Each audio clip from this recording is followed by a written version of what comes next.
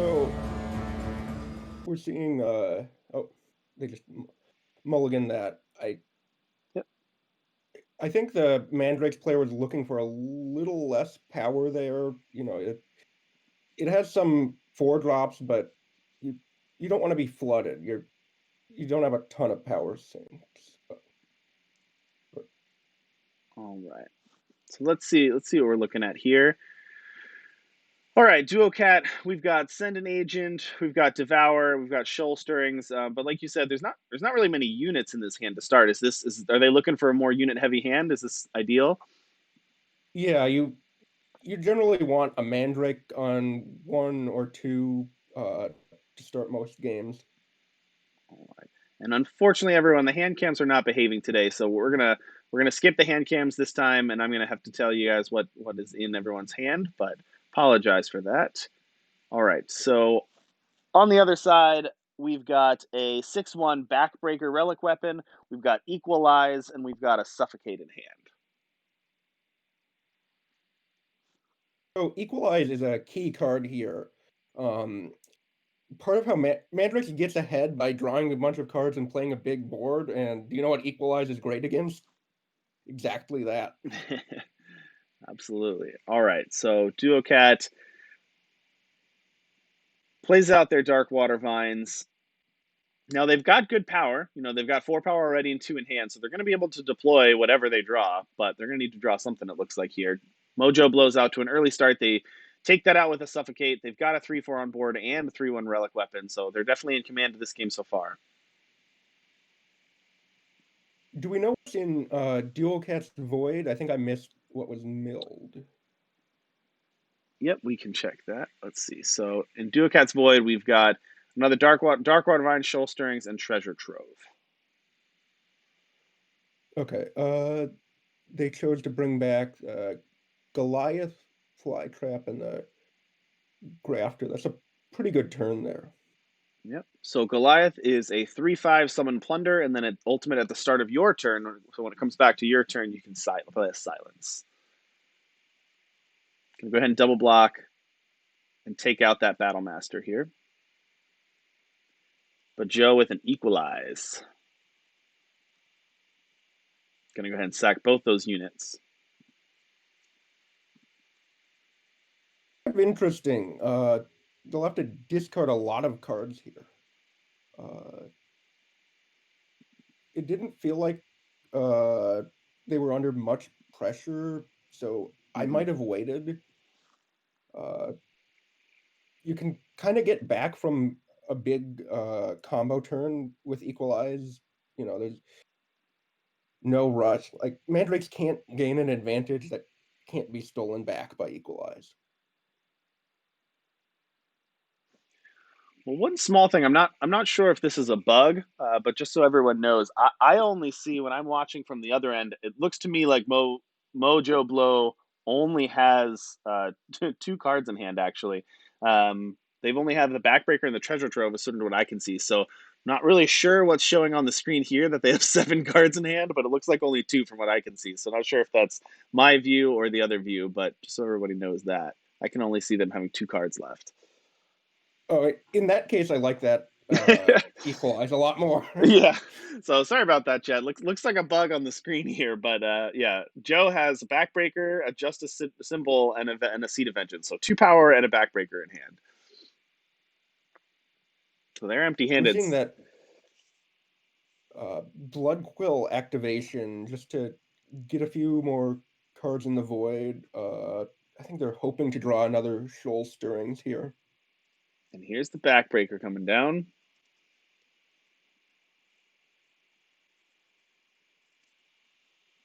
And it was a relatively quick game. Yep.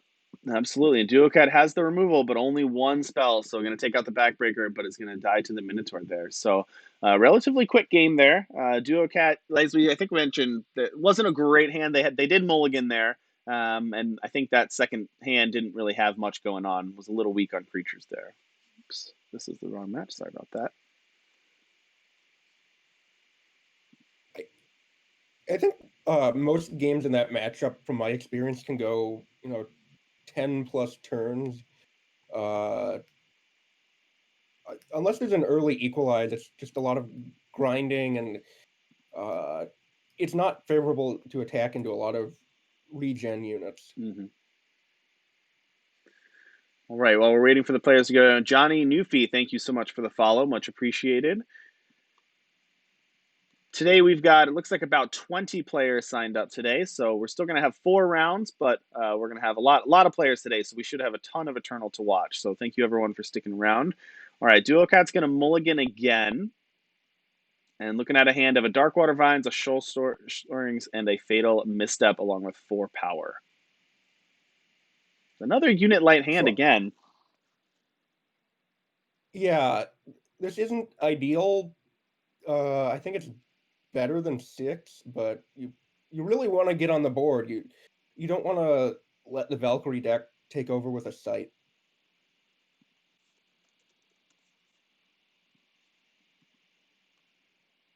All right, let's make sure our players know that they can begin here.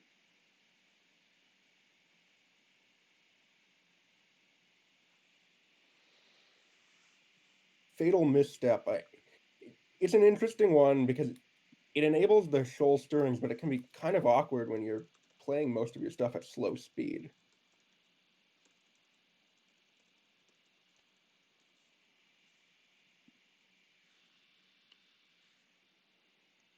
All right, and on the other side, we're looking at a hand of 3 power, a Suffocate and Equalize, a Know Thy Enemy, and a Svetya, and then just drew a Deathwing.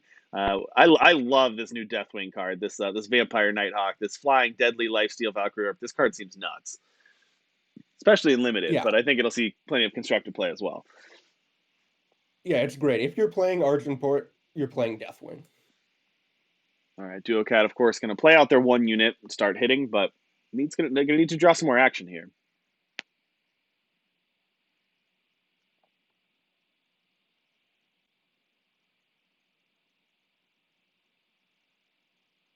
All right, I can confirm that hand is a bug because looking at the other side of the screen, it shows Duocat having about 10 cards in hand. So don't pay attention to the hand sizes today, everyone. All right, Joe drew a second Suffocate for the turn, but just going to pass the turn back and not deploy either of those. Yeah, Duocat. I think that's a smart move. You want to wait for the more valuable Mandrakes. Darkwater Vines on its own isn't doing much.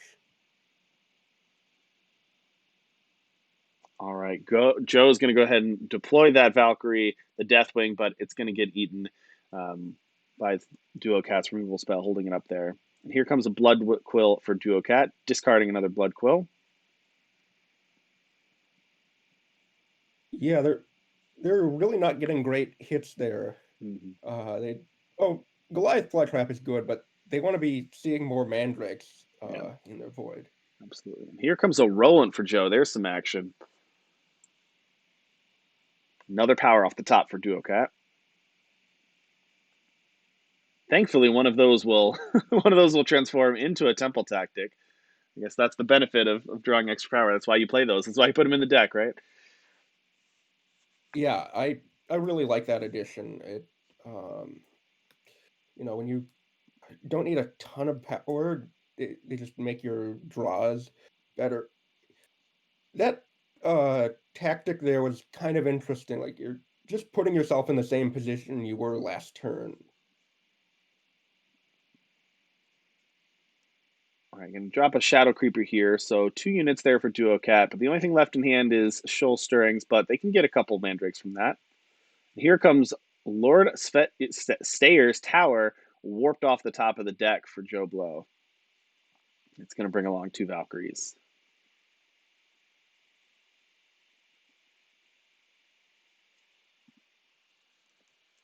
That site's been really impressive so far. It doesn't cost a lot. It protects itself in multiple ways. Um, gives you a big flying unit.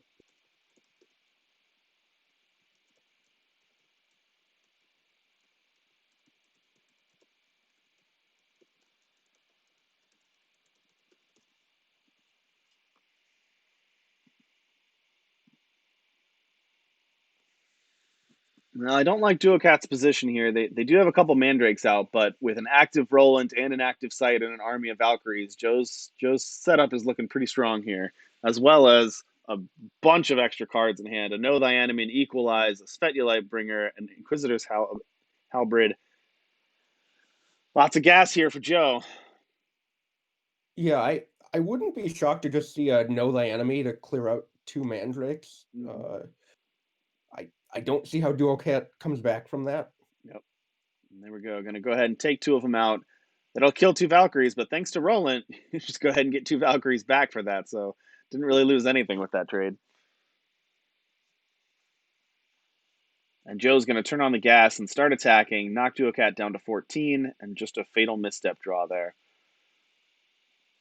Yeah, and we're seeing this spell be awkward because it's removal, but it can't really get you back from behind on board. Yeah. It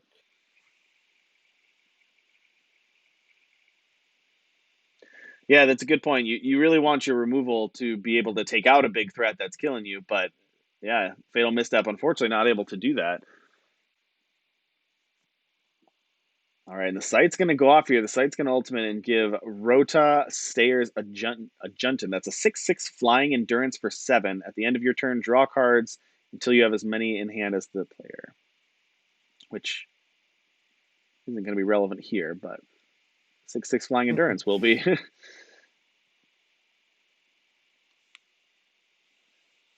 yeah, I don't know how Duocat's getting out of this. Yeah, not really. Uh, no harsh rules on Duocat side, and Mojo Blowjo is going to take that one in pretty decisive